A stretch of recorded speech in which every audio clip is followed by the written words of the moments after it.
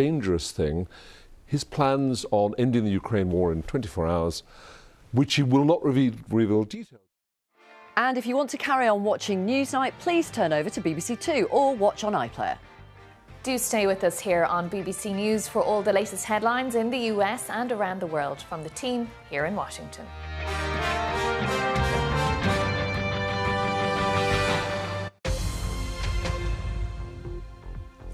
I'm Carl Nassif in Washington, and this is BBC World News America. More Israeli strikes hit Lebanon's capital, Beirut, hours after the U.S. Secretary of State says there's a sense of urgency to find a diplomatic solution to the conflict.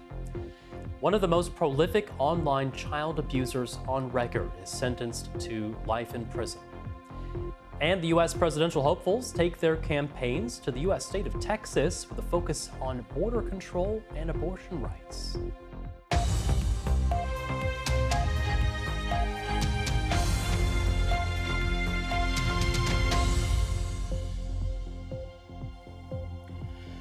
Welcome to World News America. I'm Carl Nassif. Top diplomats from the U.S. and Middle East have met in London as efforts continue to find a diplomatic resolution to the conflict in the Middle East. U.S. Secretary of State Antony Blinken met the Lebanese Prime Minister and foreign ministers from Jordan and the United Arab Emirates for discussions on a post-conflict plan to rebuild Gaza when the war ends. While there's been no success yet in securing a lasting peace deal, Mr. Blinken says it's crucial that diplomatic efforts continue.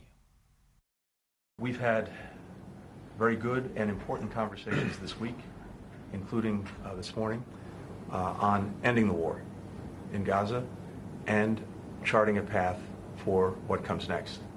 And those conversations will continue, but I think this is a moment of importance and urgency that we're working to seize.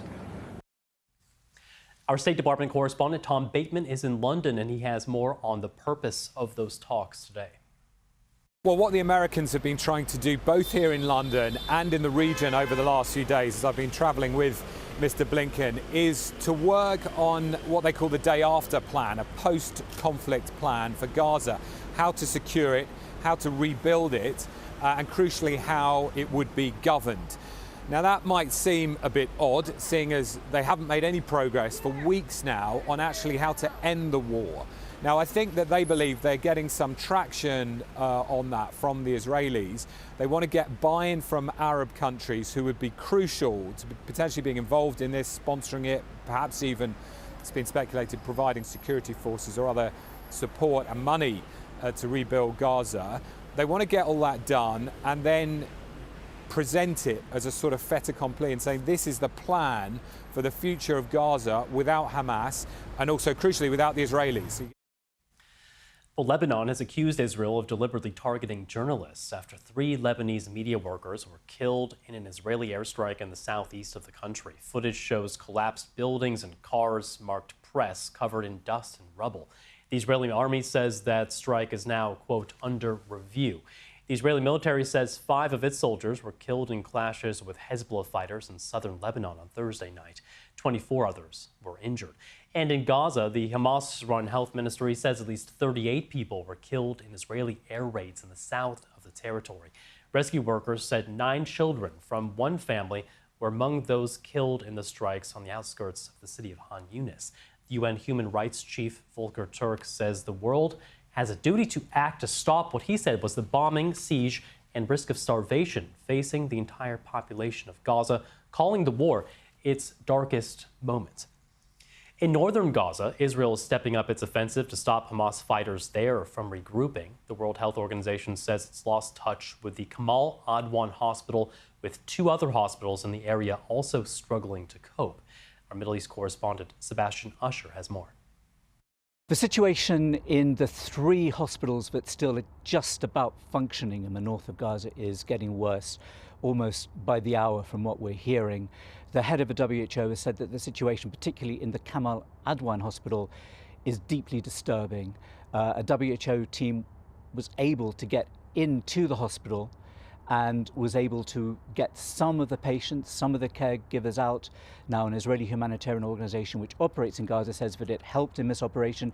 It also says that it's allowed some medical supplies in, although we've been hearing for days now that supplies are running very, very short, dangerously short. And the WHO team painted a really desperate picture of what life is now like in the Kamal Adwan Hospital, saying that the emergency wards are absolutely overflowing with more than 200 patients needing attention, and that in every spare space, in every corridor, there are displaced Palestinians who are trying to find shelter. It's a situation, I say, that is also reflected in 2 other hospitals in the area. This is all as Israel is now in the 3rd week of a major offensive that it's launched back in North Gaza to try to prevent Hamas fighters from regrouping there. We've heard from Hamas officials, from medical officials, they say that hundreds of Palestinians have been killed, and we know that tens of thousands have once again been forced back on the move. There's no sign at the moment that this operation is coming to an end. Well, joining me now live is Javed Ali, formerly with the U.S. National Security Council and the FBI National Counterterrorism Center. Great to have you back on the BBC. We heard there the Secretary of State meeting with Arab leaders. He's been on this massive tour of the Middle East. How much of an impact do you think this latest effort has had now from Tony Blinken? So, Carl, nice to be with you again. And it does sound like there have been some promising developments on the diplomatic front with Secretary Blinken and his counterparts in a number of different countries. But I hate to be pessimistic, but we've also heard this sort of story time and time again. And I think this is the 11th or 12th time that Secretary Blinken in the past year has been on these types of tours and trying to get all the parties involved to come to some kind of deal to stop the war in Gaza, address the issue with the tremendous suffering of the Palestinian people caught in the crossfire now with Lebanon. But every time we've heard sort of that there's been momentum, then nothing materializes. And I at this point, I'm not sure we're going to get to the deal that everyone wants in the coming days. Well, it appears that part of those talks, actually in London at least, was discussing a post-conflict plan for how to rebuild Gaza once the war ends. Why do you think the focus turned to a day-after plan when this war is still raging? Well, the day-after plan is something that a lot of commentators have talked about. There doesn't seem to have been much, at least publicly, discussion of what that day-after plan looks like. But I would have to imagine now that a year plus into this war, that Israel does not want to militarily occupy the Gaza Strip, nor do they want to occupy southern Lebanon, which they did from 1982 to 2000. So these are probably key features that are being addressed now, and yet we still don't know the details of this plan and the particulars, either in southern Lebanon or the Gaza Strip, who actually will be in control, and all the time and energy and money it's going to take, certainly in the Gaza Strip, to rebuild from the destruction that's happened over the past year.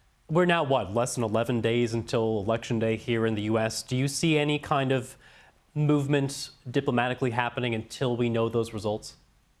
Well, I do think there's a correlation between this latest round of U.S.-led diplomacy and the timing of the election to deliver a result to President Biden before he departs office. And then, depending on who wins, that will be seen as a success for the United States and its diplomatic efforts. But between now and the election, there's so many things that could happen on the ground, both in Lebanon and in Gaza Strip, and calculations by the Israeli leadership too, that it remains to be seen whether something will happen between now and the elections here in a couple of weeks.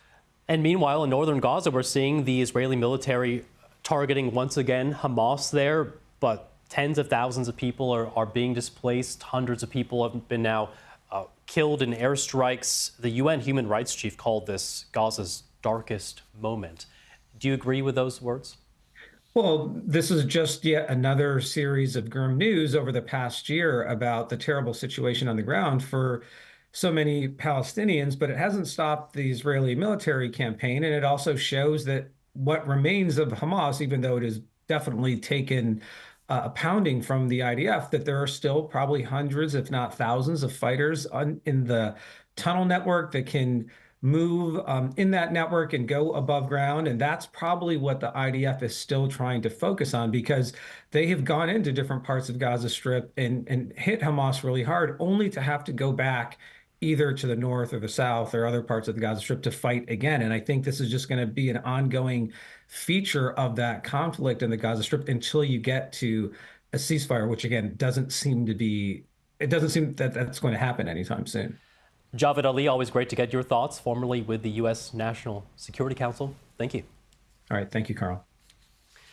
One of the world's most prolific online abusers who drove one of his victims to take her own life has been jailed for life by a court in Northern Ireland. Alexander McCartney admitted 185 charges involving 70 children, although Belfast Crown Court was told the number of victims is actually much higher. McCartney, who was 26, posed as a young girl in order to befriend girls on messaging service Snapchat before going on to blackmail them. The judge said McCartney had used social media on an industrial scale to inflict catastrophic damage. This report from Chris Page contains distressing details. Simran Thomas lived thousands of miles away from the abuser who caused her death. Why? Why was the biggest question. Why? This is the Sunday we took her home before her passing. She has bright red lipstick on, getting into that stage of her life. To be a teenager, she almost was. Alexander McCartney was blackmailing Simran. He had initially pretended to be a teenage girl to trick Simran into sending him explicit pictures of herself. He went through the same sickening routine with 3,500 victims, telling them he would post the photos publicly unless they carried out acts of abuse for his sexual gratification. 3 minutes after McCartney's last message to Simran, the emergency services received this call from her 9-year-old sister. What happened? She fell? Shot herself? Yeah, get her to get rags, put pressure on that, control the bleeding as much as you can. I need to secure the firearm. Is it close by? 18 months later, Simran's father, Ben, took his own life without knowing what had led to his daughter's suicide. McCartney targeted victims across the world over 5 years. He ordered some girls to film themselves abusing other children. You had little girls, sort of an average age of 10 to 12 years old, many times, being threatened in the most depraved way. When he got that first photograph from them, he actually had a pre-prepared threat saved in his phone, which he would cut and paste into the chat. His offending was round the clock, you know, and it was difficult to know when he actually did anything else. Prosecution lawyers described McCartney as remorseless, cold and compulsive. Many of his victims have been left with mental health difficulties. One father in New Zealand said his family had been devastated. It all happened for my daughter within minutes. You know, as soon as that first photo was sent, a sequence of events was in motion that, you know, could never be undone. And he'd obviously honed his craft over, you know, a significant period of time. And as soon as he had that power, she was playing by his rules. McCartney is now facing justice with a life prison sentence. The judge said the full extent of McCartney's crimes put the case on a par with murder. He told the court he couldn't imagine a more dangerous sex offender. The detective leading the inquiry said there'd never been an investigation like it. His offending was on an industrial scale. McCartney's actions have directly caused the death of a child. He may as well have pulled the trigger himself. McCartney must serve at least 20 years before he can apply for early release. The online killer is one of the most prolific child abusers ever to be convicted. Chris Page, BBC News, Belfast. And if you've been affected by any of the issues raised during that report, there's more support and information available around the world at befrienders.org. All right, let's turn to the U.S. and get the latest from the presidential election campaign trail. A lot of campaign attention these final days, obviously, has been on those 7 crucial battleground states. You see them there on the map. The polls are showing those races are incredibly tight, in fact, within the margin of error. So given that, it's maybe slightly unusual that today we are seeing both candidates in the southern state of Texas. It's unusual because it is considered a Republican stronghold. Texas hasn't gone Democratic since 1976. Republican presidential nominee Donald Trump made a stop in the city of Austin earlier today, and then he taped an appearance on the Joe Rogan Experience. If you haven't heard of it, it's a podcast, 14.5 million listeners on Spotify, more than 17 million YouTube subscribers. It's the largest podcast in the U.S. and has a mostly male audience. Speaking in Austin, the former president focused on the issue of immigration today, again criticizing the policies of his Democratic opponent, Kamala Harris. But over the past 4 years, this state has become Kamala's staging ground to import her army of migrant gangs and illegal alien criminals into every state in America, and every state's a border state. You've heard that, it's true. Paving a trail of bloodshed, suffering, and death all across our land. And it's also in the Lone Star State, Vice President Kamala Harris expected to roll out even more star power today, with Beyonce tipped to make an appearance at a rally in Houston in the coming hours. It's just the latest move by the Harris-Walz campaign to use celebrity endorsements to appeal to voters. Earlier today, Harris spoke about abortion, which is a crucial issue there in the state, with some of the strictest restrictions in the country. This is among the most critical issues that the American people will address when they vote for who will be the next president of the United States. I will also tonight be talking with the American people about the power that you, the American people, have to make a decision about the future course of our country. And do we all agree that there are just certain decisions the government should not be making for individuals and their families? And meanwhile, there's been a bit of a controversy brewing right here in Washington, D.C. The Washington Post has broken with years of tradition, announcing it will not endorse a presidential candidate this year. The paper has backed a candidate in every presidential election since the 1980s, much like many other major newspapers in the U.S., but it says this year no longer will be the case as of November's election and any future presidential elections. The news follows a similar announcement by the Los Angeles Times earlier this week. Our North America correspondent Anthony Zerker is there in Houston for us. Anthony, born and raised in Texas, so a little bit of a homecoming for you. I think it's worth explaining a bit, why these two candidates with 11 days or so to go are in a state that we are very much expecting to be in Donald Trump's column come November 5th. I've got to say I'm a little surprised to be back in my home state just a week before the election, but you heard a little bit of why Kamala Harris is here from those remarks she made at a press gaggle earlier today. And that is because she really wants to elevate that abortion message and point to the stringent laws that you mentioned here in Texas that virtually ban abortion and allow no exceptions for rape or incest. She is going to be on the stage today, just a few blocks from here, saying that that is the future that Donald Trump would bring nationwide if he is reelected to the presidency. There's also a close Senate race here. Ted Cruz, who ran for president, of course, back in 2016, is running for re-election, and polls show that he is just a percentage or two, maybe even ahead of Colin Allred, a congressman from Dallas. So he's going to be on the stage with Kamala Harris today. This event is to ramp up enthusiasm to support Allred and maybe pull the surprise and deliver that Texas Senate seat to the Democrats, which would really help because it looks right now like the Democrats are going to lose control of the Senate if they don't pull off some sort of a surprise victory. And it seems as well, Anthony, that there's this interesting media strategy playing out on both sides. You have the Kamala Harris campaign going for these big celebrities. The latest one, Beyonce, will be giving a concert, we believe, tonight. And then, meanwhile, Donald Trump making these appearances on podcasts and really, you might say, aiming for a very male demographic.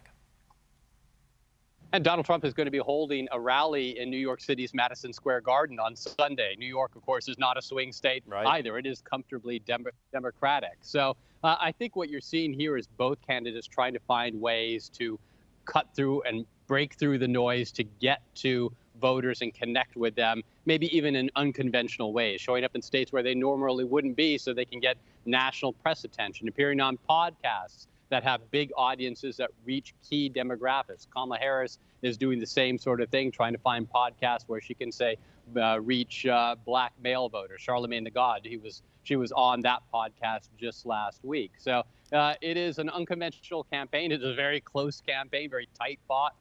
Polls show a dead heat. So these candidates are trying to find any angle they can to gain an advantage with just a week left, just over a week left. And Anthony, the Washington Post opting not to endorse a candidate, the first time in 35 years. I know you've been following this story. What should we make of that? I mean, it is incredibly surprising, but you have to look at what the Post itself is reporting is behind this decision. And that is that Jeff Bezos, the head of Amazon, made the call for the Washington Post not to endorse for president. And the publisher came on and explained this and said they were going to let individual readers make up their mind and not tell them how to vote. But the timing of this, just a week before the election, has journalists within the Washington Post and Democrats saying that this was Jeff Bezos bowing to his own corporate interests, being concerned that if Donald Trump is elected president, he's going to step up regulation or oversight of Amazon or threaten the government contracts that Amazon have. It's a dynamic we just saw play out last week in Los Angeles, with the Los Angeles Times also not endorsing a presidential candidate for the first time in ages. And Patrick Soon-Shiong, the owner of the Los Angeles Times, also a billionaire, was behind that call as well. So it is interesting to see, and there's a lot of shock to it. And honestly, people don't really pay attention to newspaper editorials anymore, but they might start paying attention to a non-editorial. And you know that Donald Trump is going to point to this and say, see, even the Washington Post won't take a stand. Anthony Zerker, our North America correspondent there in the state of Texas. Thank you. Well, President Joe Biden has officially apologized for the U.S. government's former policy of separating Native American children from their families and placing them in government-run boarding schools. The policy of assimilation saw American Indian, Native Alaskan, and Native Hawaiian children forced to change their names, punished for speaking native languages, and exposed to physical abuse with the aim of forcing them to integrate into white American society.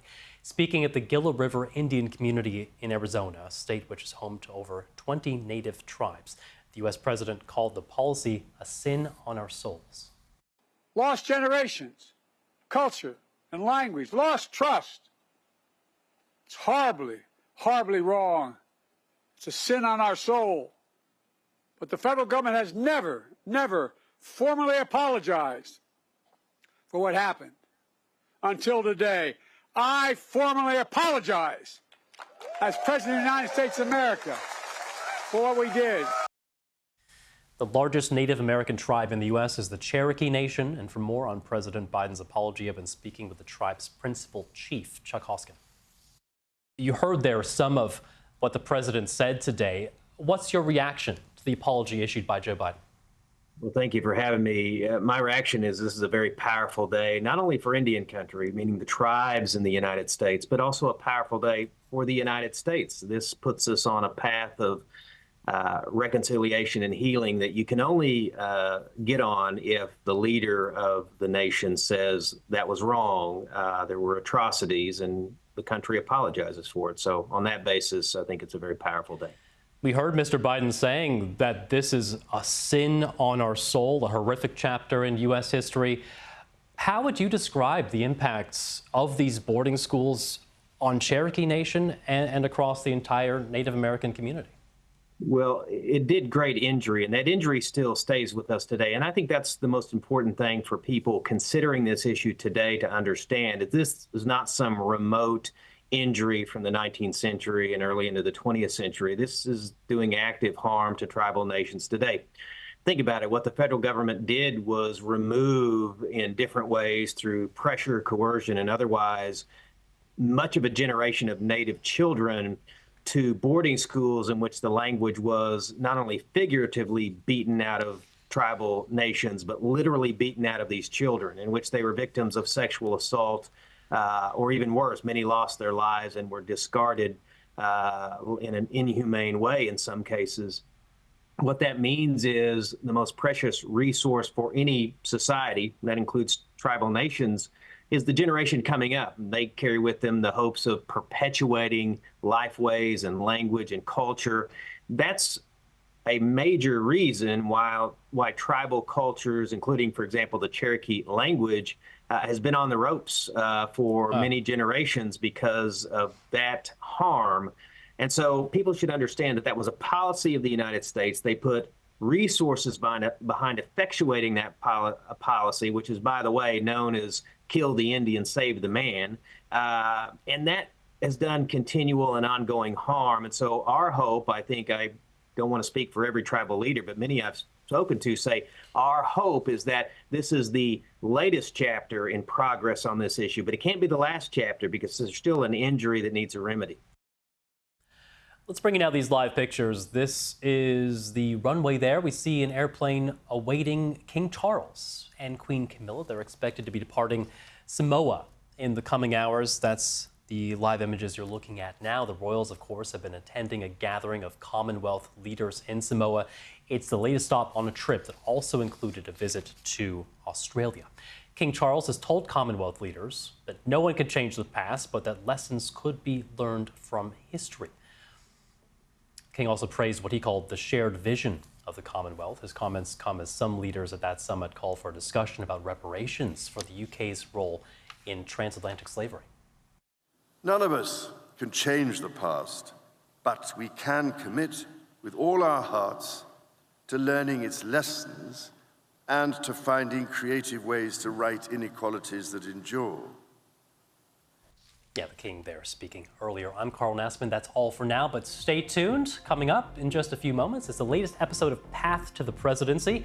Katrina Perry, Katty Kay, and Sumi Somasconda discuss the latest in the race to the White House. Just about 10 days left to go here until Election Day, so stay tuned for that. I'm Carl Nassman in Washington. Plenty more coming up here on BBC News.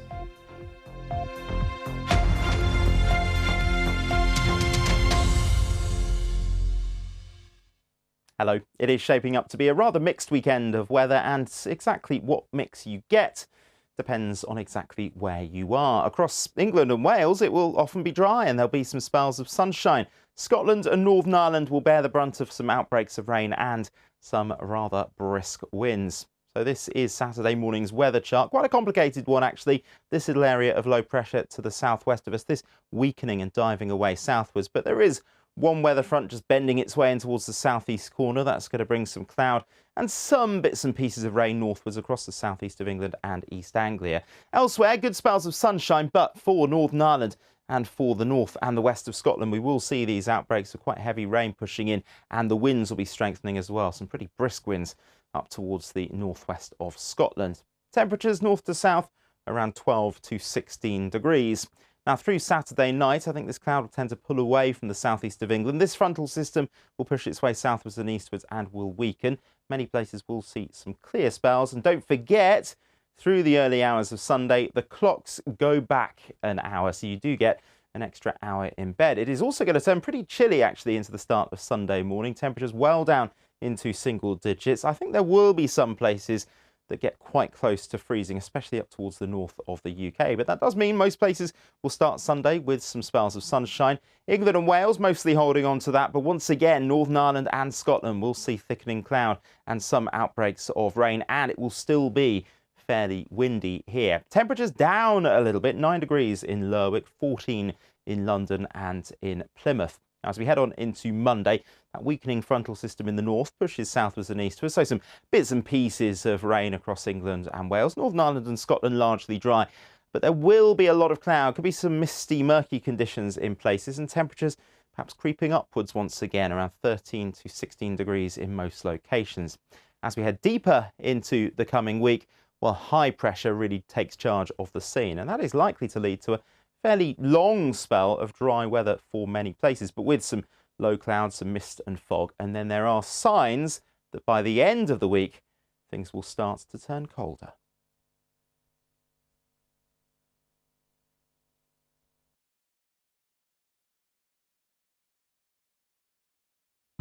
Ready for a lively debate?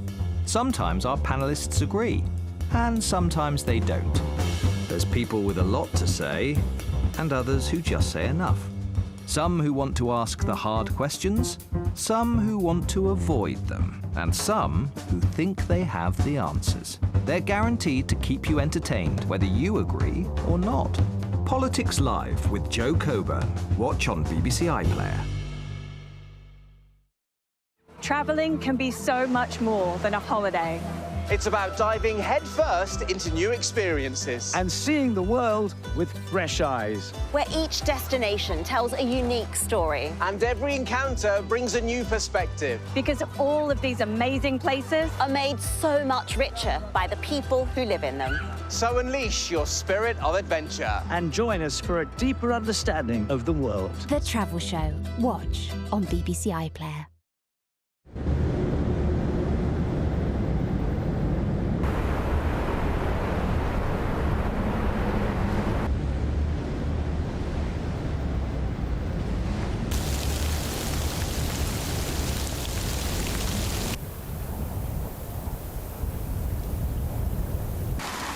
When the weather can't make up its mind, we can help you make up yours. Check on the BBC Weather app. This is BBC News. We'll have the headlines for you at the top of the hour, which is straight after this programme.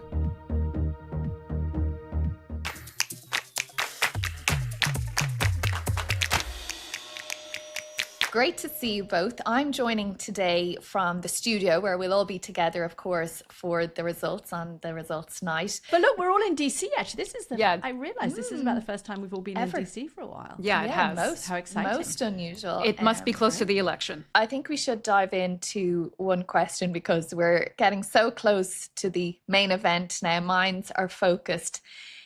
It's so close, it's so tight. Is it even possible, do you guys think, to tell whether Harris or Trump is in the lead or who's going to edge it on the day? If either of us knew that for sure, somebody would be offering us an awful lot of money from either the Trump or the Harris campaigns, I suspect, because my sense, speaking to both the campaigns, and you guys do too at the moment, and looking at the public polls, is that nobody really knows. I mean, nobody... However many of these elections I've covered, there have been some elections in the past where you absolutely knew going into them. George W. Bush's second term, it was pretty clear. Barack Obama's second term, by the time we got to election day, it was pretty clear.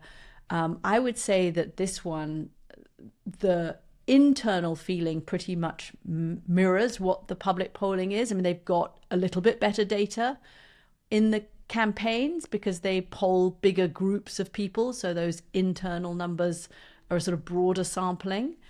But I don't have, and the Trump campaign is expressing an enormous amount of confidence that they are going to have a clean sweep of all the battleground states.